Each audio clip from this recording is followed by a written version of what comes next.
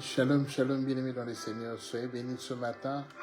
Nous sommes ce lundi 25 mai 2026. C'est le lundi de la Pentecôte. Nous voulons écouter ce que le Seigneur nous a prévu pour ce matin dans notre live dans la clé de la maison de David. Nous voulons prier avant toute chose. Tendre Père, nous bénissons ton nom parce que tu es le Dieu Tout-Puissant. Nous voulons que toi seul puisses être notre protecteur et notre assureur, Seigneur. Que tout ce monde la passe ensemble, que ta grâce nous dirige et que ton esprit soit l'œuvre en toutes choses. Nous voulons t'abandonner la première place. Règne en puissance et en maître. Parle à ton fils, parle à ta fille, afin que ce message puisse être perçu et que cela puisse être mis en pratique. Car toi tu as dit, ne vous bornez pas seulement à écouter la parole, mais il faut également la mettre en pratique. Nous voulons que tu règnes en puissance. Au nom de Jésus, nous t'avons ainsi prié et nous disons Amen. Amen, amen, amen. Bien-aimés dans le Seigneur, soyez bénis. Nous sommes dans la joie de nous retrouver ce lundi matin, le lundi de la Pentecôte, pour passer ce message que le Seigneur nous a donné. Bien-aimés, hier, c'était la grande fête dans la plupart de nos assemblées, la fête de la Pentecôte. La Pentecôte, bien-aimés, ça symbolise le premier retour du Seigneur Jésus-Christ qui a, après sa résurrection, après la fête de Pâques, Jésus a fait 50 jours où il a donné rendez-vous à ses disciples ainsi qu'à Marie et aux autres maris de se retrouver à Jérusalem. Et c'était le rendez-vous tant entendu, ils étaient dans la chambre haute et il a dit à ses serviteurs, il a dit: il est préférable que je m'en aille, mais je vous enverrai le Consolateur. Donc c'était bien aimé le rendez-vous avec le Consolateur que Jésus a laissé à ses disciples. Et ça se passait 50 jours après sa résurrection. Donc voilà, c'est ça la fête de la Pentecôte. Mais dans l'Ancien Testament, les Juifs fêtent aussi la fête de la Pentecôte. Et cette Pentecôte, bien aimé, c'est en dehors de ce que nous disons par rapport à Christ. Mais nous, en tant que chrétiens, la fête de la Pentecôte, ça s'est passé 50 jours après la résurrection de Christ. Alors bien aimé, il y a un verset clé qui symbolise cette fête de la Pentecôte. Et ce verset clé se trouve dans le livre de Actes des Apôtres, chapitre 1er, le verset 8. Actes des Apôtres, chapitre 1er, le verset 8, la Bible nous dit ceci. Mais vous recevrez une puissance, le Saint-Esprit survenant sur vous, et vous serez mes témoins à Jérusalem, dans toute la Judée, dans la Samarie et jusqu'aux extrémités de la terre. Bien-aimé, le Christ a donné rendez-vous à ses disciples en leur fortifiant, en leur assurant que moi je m'en vais, mais ne vous en faites pas. Vous n'allez pas rester seul. Je vous envoyer le Saint-Esprit de Dieu pour vous consoler. Et une fois que vous allez recevoir ce Saint-Esprit, eh bien, vous allez devenir d'autres personnes. Les gens qui vont vous regarder vont se rendre compte que vous avez mûri et que vous n'êtes plus comme tel comme vous étiez avant. C'est ainsi que, bien aimé, quand ils ont reçu le Saint-Esprit, et il leur a déjà prévenu. Une fois que vous allez recevoir l'Esprit de Dieu, une fois le Consolateur vous aura habité, parce que la Bible dit que notre corps c'est le temple du Saint-Esprit. Une fois le Consolateur va habiter sur notre corps qui est son temple, et bien, en ce moment, ça sera la puissance du témoignage. La puissance du témoignage, et le témoignage doit d'abord commencer à Jérusalem. Bien aimé, Jérusalem, ça symbolise ton lieu de vie. Ça symbolise ton lieu de vie où tu as l'habitude de vivre, où tu évolues, où tu es avec ta famille et tout ça, c'est ton lieu de vie. Donc, d'abord le témoignage, ça commence dans ta maison, dans ton foyer, auprès de tes siens, auprès de ta famille, où ils vont voir que tu as complètement changé. Tu es transformé. Tu n'es plus celui qu'on voyait avant, mais tu es quelqu'un né de nouveau, où l'Esprit de Dieu t'a habité, t'a envahi complètement. Une fois que vous êtes des témoins à Jérusalem dans votre lieu de vie, et bien maintenant, le Seigneur vous envoie un peu partout, dans la Judée, dans la Samarie. En fait, la Samarie, dans le temps, c'est un territoire qui n'avait pas encore reçu Jésus-Christ. Et c'est grâce à la femme samaritaine que Jésus avait rencontrée dans ce puits, où cette femme cherchait à avoir de l'eau, et qu'il a rencontré le Seigneur, quelqu'un qui lui a raconté toute sa vie. Et c'est grâce à cette femme que le témoignage est rentré dans Samarie. Donc c'était un village, un territoire païen.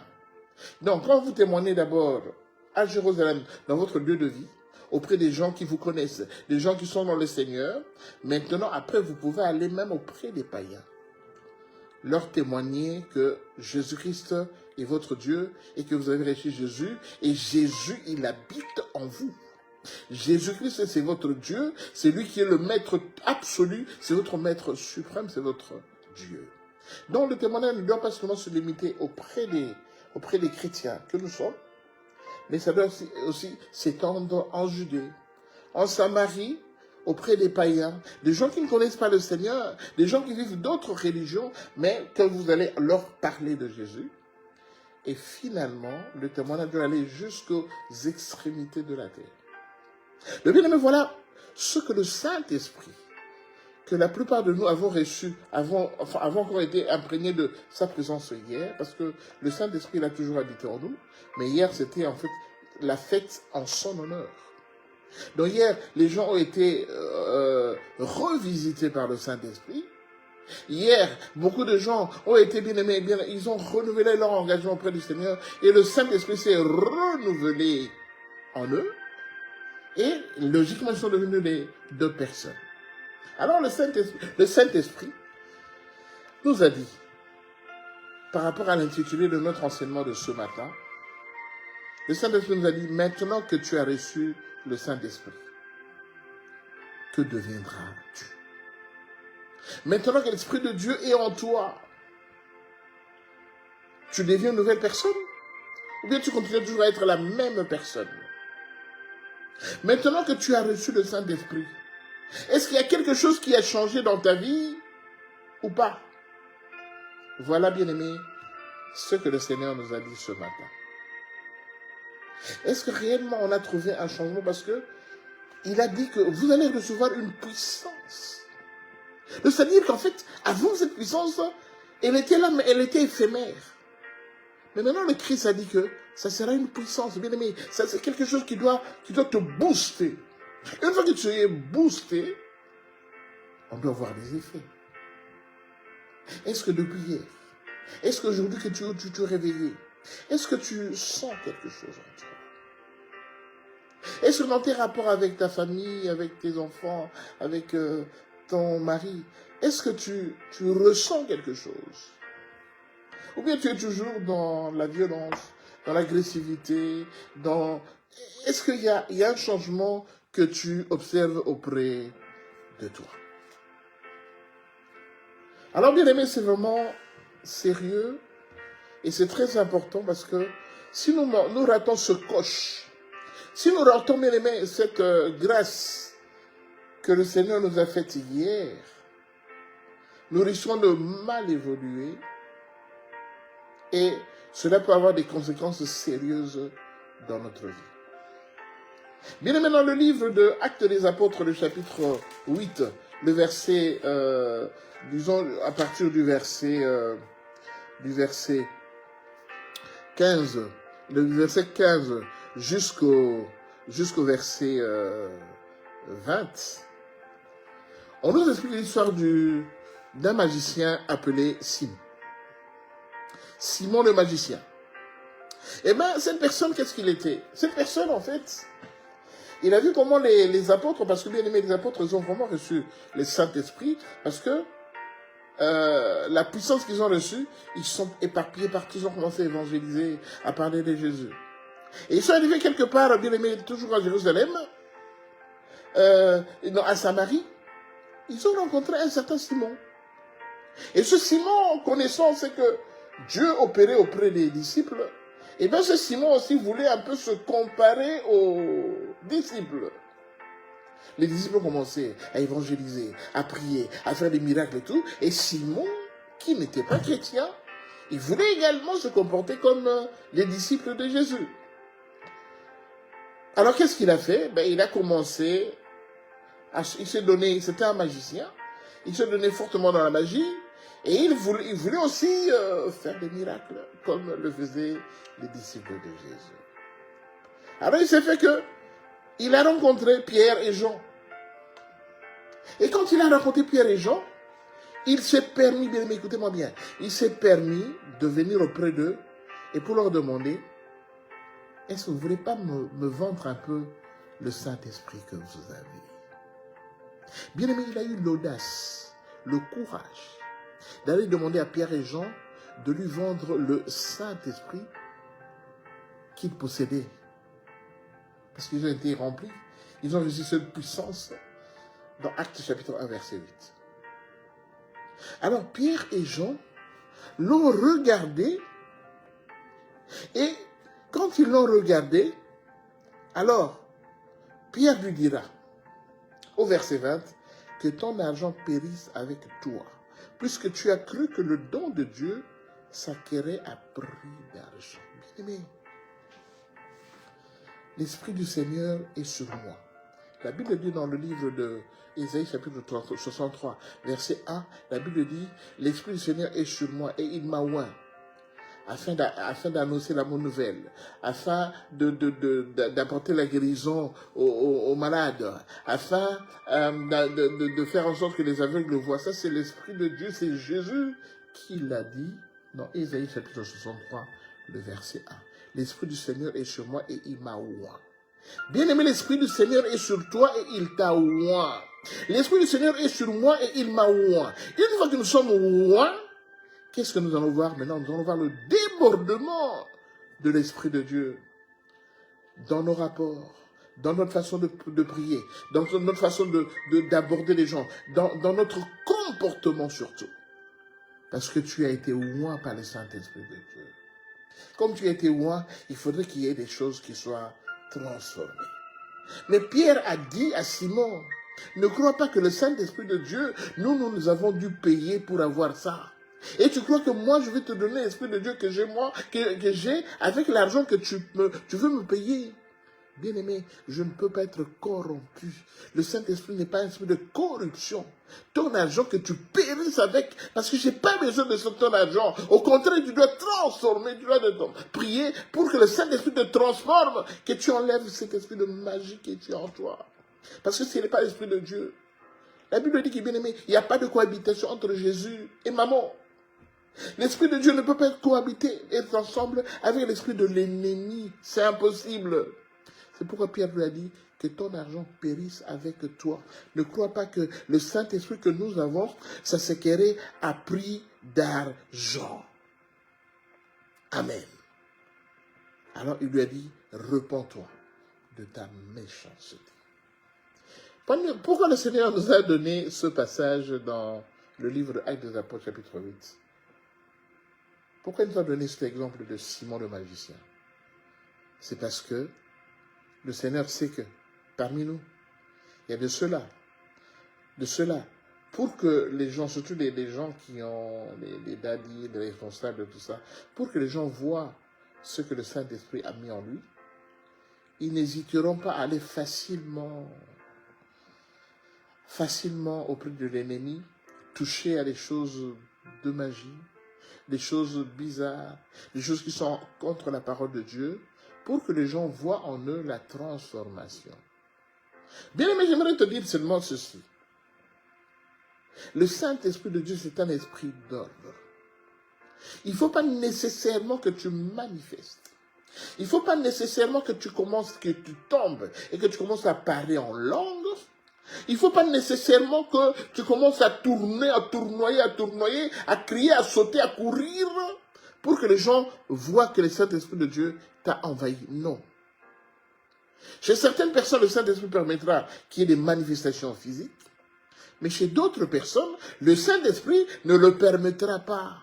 Donc si tu n'as pas manifesté hier, si tu n'as pas parlé en langue, si tu n'as pas couru, aller par-ci par-là, ne crois pas que le Saint-Esprit de Dieu ne t'a pas visité. J'aimerais insister sur ça. Il ne faut pas nécessairement qu'il y ait une manifestation physique pour conclure que le Saint-Esprit de Dieu t'a visité. Non. Le Saint-Esprit de Dieu, c'est un esprit d'ordre. Tu peux ne pas avoir manifesté, tu ne peux ne pas avoir crié, tu peux ne pas avoir parlé en langue. Mais tu as la conviction que l'Esprit de Dieu t'envahit. Et tu vas le voir dans les jours à venir, dans ton comportement, dans ta façon de réfléchir par rapport à quelque chose. Tu vas te rendre compte que non, tu as tu as quelque chose de nouveau qui est en toi. Et cela te permet de bien vivre, de bien évoluer, maintenant que tu as reçu le Saint-Esprit. Alors, si le Seigneur m'a donné cet exemple de Simon le magicien, c'est parce que le Seigneur voulait seulement nous prévenir de faire très attention. Parce que beaucoup de gens vont virer, vont tomber dans les pièges de l'ennemi en croyant que c'est l'Esprit de Dieu qui est en eux. Or, nous sommes à la fin des temps, nous devons nous prémunir, nous devons nous préparer parce que l'ennemi ne s'est pas fatigué. Il va mettre ses entités un peu partout pour pouvoir nous accaparer, s'accaparer en nous l'Esprit de Dieu qui est en nous et mettre son esprit à lui. Alors, le Seigneur m'a donné une réflexion ce matin en disant, pourquoi maintenant que tu es rempli du Saint-Esprit, mais tu as des problèmes pour lesquels tu ne peux pas pardonner. Pierre ici dans le livre qu'on vient de voir dans Actes chapitre 8, le verset 20, la Bible dit que, bien aimé, Pierre a dit à Simon le magicien, quand tu lui as dit, le Saint-Esprit ne s'acquiert pas à prix d'argent. Et il lui a dit maintenant au verset 21, il a dit, il n'y a pas pour toi ni part ni lot dans cette affaire, car ton cœur n'est pas droit devant Dieu. Et au verset 22, il lui a dit, repens-toi de ta méchanceté. Bien aimé, le Seigneur est en train de me dire aujourd'hui, avant de venir faire ce live, qu'il y a beaucoup de gens qui ont, entre guillemets, reçu le Saint-Esprit de Dieu, qui ont manifesté, qui ont dirigé, qui ont prié pour le peuple de Dieu, pour que le Saint-Esprit puisse encore les visiter. Mais la plupart de ces gens sont des gens qui sont dans des tourments. Sont des gens qui ont des problèmes. Quel genre de problèmes? Ils ont des problèmes qu'ils avaient déjà avant que la visitation du Saint-Esprit, mais ils n'ont pas changé, ils ne se sont même pas repentis. Bien aimé, comment peux-tu continuer à faire l'œuvre du Seigneur pendant que tu as des antécédents, des conflits avec d'autres personnes qui sont également des frères en Christ, avec qui vous êtes embrouillés pour une situation qui s'est passée, et aujourd'hui, chacun y aura reçu le Saint-Esprit, chacun y aura fêté la fête du Saint-Esprit, mais vous n'êtes jamais mis d'accord. Vous êtes toujours resté dans l'embrouillement. Vous savez bien aimé, le Christ viendra un jour où on s'y attendra pas. Si le Seigneur nous fait grâce de le voir ce jour-là. Le Christ viendra chercher son Église. Et comme la Bible dit qu'il viendra comme un voleur, personne ne sera au courant. Eh bien, ce sera une surprise totale pour chacun de nous si on sera encore en vie en ce moment-là. Eh bien, le Seigneur me dit, rappelle cela à ton peuple. Rappelle cela au peuple de Dieu. Vous êtes là, mais vous avez de la méchanceté dans vos cœurs. Vous ne vous êtes pas pardonné. Pierre a dit au magicien, repens-toi de ta méchanceté. Mon frère, tu es méchant. Ma soeur, tu es méchante. Parce que si le Christ vient tout à l'heure, tu ne seras pas pris parmi les gens qui composent son Église. La Bible nous dit dans le livre 2 Corinthiens, chapitre 3, le verset 6, la Bible nous dit, il nous a aussi rendus capables d'être ministres d'une nouvelle alliance. Non de la lettre, mais de l'esprit, car la lettre tue, mais l'esprit vivifie. La loi de Moïse, elle était bonne. Elle était bien pour corriger le peuple d'Israël, pour voir comment ils devaient marcher. Pour vraiment les pousser à suivre la loi, à faire tout en fonction de la loi, en fonction de la loi que Dieu leur a donnée au travers de Moïse au mont Sinaï. C'était pour corriger le comportement des enfants d'Israël. Mais finalement, Cette loi ne permettait pas aux enfants d'Israël de pouvoir savourer le Saint-Esprit qui était en eux. C'est pourquoi il est écrit. La loi, la lettre tue. Parce qu'effectivement, la lettre tuait, parce que les gens, ça empêchait aux enfants d'Israël d'avoir ce qu'on appelle la compassion. Parce que cette loi-là, cette lettre-là, elle tuait dans sa rigueur, dans sa mise en pratique, elle tuait. Mais l'Esprit de Dieu qui en nous vivifie. Et hier, c'était la fête du Saint-Esprit. Mon frère, ma soeur, ne cherche pas à être parmi ces gens-là, auprès de qui le Christ se dira, je ne vous ai jamais connu, vous qui portez l'iniquité. Bien aimé, ce jour-là, si cela devait nous arriver, on va regretter toute notre vie, parce que tout le temps que j'ai fait sur la terre, je me suis converti, j'ai accepté Jésus comme Seigneur et Sauveur, j'ai fait le travail du Seigneur, j'ai prié pour des gens, les gens ont été guéris.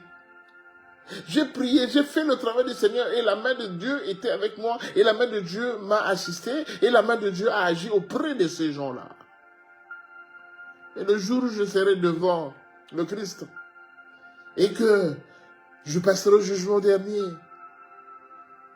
tout ce que je ne veux pas écouter, c'est que le Christ me dise, éloigne-toi de moi, serviteur d'iniquité, je ne t'ai jamais connu. Alors je me dirai tout ce temps-là où je me suis consacré au Seigneur, où j'ai fait l'œuvre de Dieu, où j'ai fui le péché, où j'ai quitté le monde. Donc tout ce temps-là n'a servi à rien. Et je vais regretter amèrement. Vous savez, Judas avait regretté amèrement. Pierre avait regretté amèrement quand il a régné le Seigneur 3 fois et le coq s'est mis à chanter. La Bible dit que Pierre a regretté amèrement. Il a même pleuré. Bien aimé, certes c'était la fête du Saint-Esprit, mais n'oublions pas que l'Esprit vivifie, mais la lettre tue.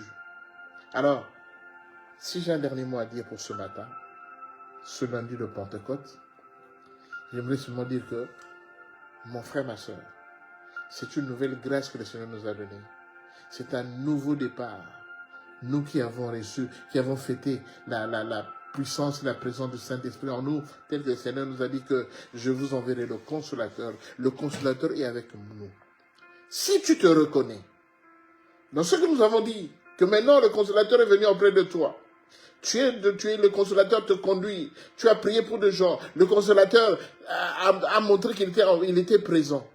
Et qu'en toi-même, je parle parce que bien aimé, après cette vie, ça ne sera pas toute l'assemblée que le Seigneur va... Toute l'assemblée ne passera pas au jugement. C'est individuellement que chacun de nous passera au jugement. Toi, tu es responsable, tu es daddy, tu es un frère, tu es une soeur, tu es un diacre, tu es un fidèle dans une assemblée. Et que tu te reconnais. Tu reconnais qu'en fait, tu as des choses que tu n'as pas arrangées avant la fête d'hier. Et qu'aujourd'hui, tu commences une nouvelle étape avec, entre guillemets, le Saint-Esprit qui est en toi. C'est une occasion, bien-aimé. C'est une occasion pour cette fête du Saint-Esprit. C'est une occasion pour toi de corriger les erreurs. De corriger les erreurs et de repartir auprès du Seigneur. Repartir sainement, dignement, proprement. Alors, maintenant que tu as reçu Christ, fais un effort pour corriger les erreurs passées, parce que sinon cela va t'empêcher d'avoir la sagesse, va t'empêcher d'être parmi ceux-là que le Seigneur va prendre quand il viendra chercher son église, va t'empêcher de croire que tu es clean alors que tu es sale. Que le Seigneur vous bénisse, bien-aimés. Comme on dit, à bon entendeur, salut. Que celui qui a les oreilles pour entendre, qu'il entende. Que celui qui a la bouche pour parler, qu'il parle. Mais que le Seigneur, le Saint-Esprit de Dieu, qui vous a envahi hier, eh bien, qu'il continue à vous envahir en vous rappelant que vous n'êtes pas clean et que vous êtes sale. Car la lettre tue, mais l'Esprit de Dieu que tu as reçu hier, qui s'est renouvelé en toi hier, cet Esprit de Dieu vivifie. Soyez bénis, bien-aimés. Nous sommes arrivés à la fin de notre live de ce matin, le 25 mai 2026, lundi de Pentecôte. Que l'Esprit de Dieu continue encore à te parler tout ce temps afin que tu reviennes auprès du Seigneur. Je vous aime beaucoup. Shalom, shalom.